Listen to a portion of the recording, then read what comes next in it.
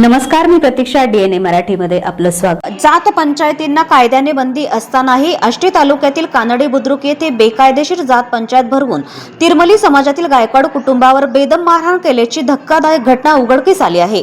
या प्रकरणी गुन्हा दाखल करण्यात आला असून आरोपी अद्याप फरार असल्याची माहिती समोर आली आहे.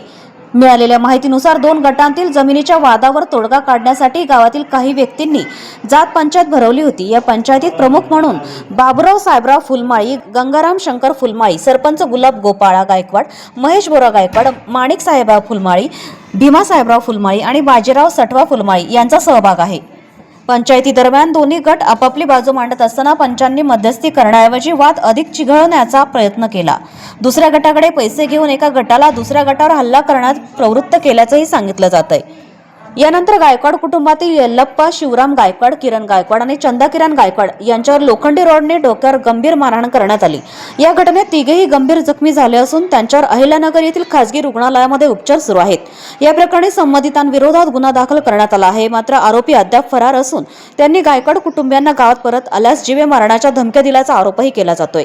दरम्यान या घटनेत न्याय मिळावा आणि आरोपींवर कठोर कारवाई व्हावी यासाठी गायकवाड कुटुंबीय लवकरच पोलीस अधीक्षकांची भेट घेणार असल्याचं त्यांनी सांगितलं. मी लक्ष्मण यल्लप्पा गायकवाड.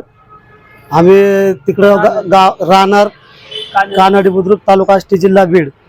जात पंचायत बंद असतानाही त्यांनी पंचायत केली व आमच्या विरुद्ध बोलून त्यांनी आम्हाला अनामारी करायला लावले.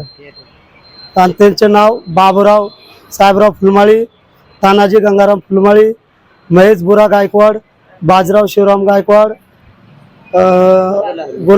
गुलाब साहेबराव फुलमाळी, बापू साहेबराव फुलमाळी, माणिक साहेबराव फुलमाळी, गुलाब साहेबराव फुलमाळी आणि सुनील अण्णा गायकवाड यांनी सगळेजण येऊन आमच्यावर मारले. आणि भीमा साहेबराव फुलमाळी पण होते आणि गुलाब गोपाळा गायकवाड त्यांच्या बायका पोरं सगळे येऊन आम्हाला अनामारी केले. आम्ही 5 जण होतो, तरी पण ते 30-35 जणांनी मिळून आम्हाला मारलेले. आम्हाला सुरक्षा पाहिजे. आता पण धमक्या देतात फोन करून, दवाखान्यातून आले तरी तुम्हाला ना चाकूने अनामारी करून कुठं बी टाकून देऊ म्हणतात. आम्हाला न्याय पाहिजे, सुरक्षा पण पाहिजे. आम्हाला एवढं न्याय मिळून द्या. आम्ही पोलीस अधिकाऱ्याशी भेटू, त्यांना एवढीच विनंती की आम्हाला न्याय मिळवून द्यावा आणि आम्हाला सुरक्षा पाहिजे.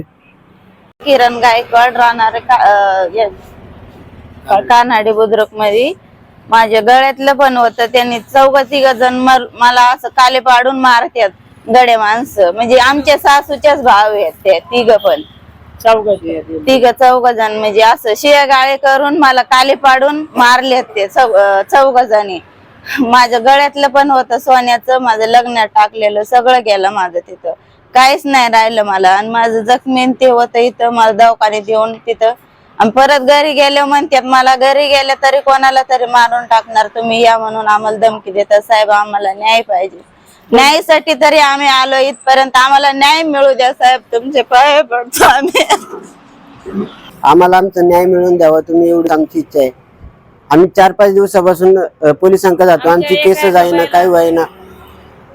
समोरच्या व्यक्तींचे त्यांनी आधीच घेऊन ठेवले आणि गेलो का आम्हाला धमकी देतात, असं करू तसं करू. येऊ द्या म्हणते दवाखान्यातून. परत यांनी या आरोपींनी परत इथं पप्पांना मारून सुद्धा तिकडे गावाकडे काकांना पण बहिणीला पण लय मारले तिकडे जाऊन.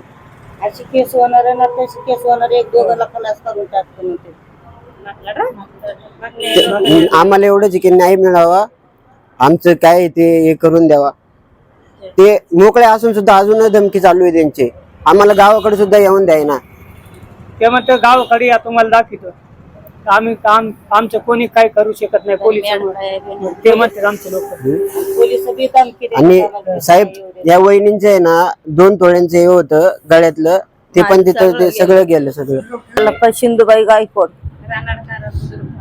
आणि राहणार कानडी बुद्रुक. आणि दरवर्षी आम्ही जमीन नांगरायला जातो ना, दरवर्षी आडवे त्यातून काठी घेऊन तिकडं तुला जीवन तिथं मारून टाकीन म्हणतात. माझ्या घरात तू येतो का म्हणतात माझा भाव असून. आणि जिंजर दरी ते खाली पाडून आपटे देत बायान माझं भाव आणि ते आपटे देत दरवर्षी.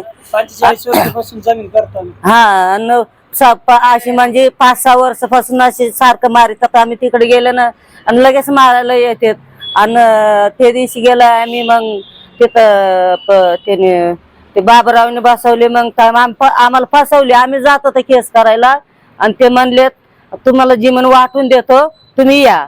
मग ते पंचायतवाल्यांनी मग ते बोलून घेतलेत मग पंचायत बसलेत आणि पंचायत बसल्यानं 2-3 गोष्ट बोलले की लगेच माझ्या नवऱ्याला मारून खाली टाकलेत.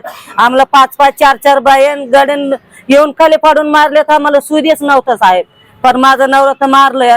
आम्हाला ना अशी आमचंच पोर अशी ओढून काढलेत, मग मिटवलेत. अजून मेलेली माणसाला अजून मारित होत.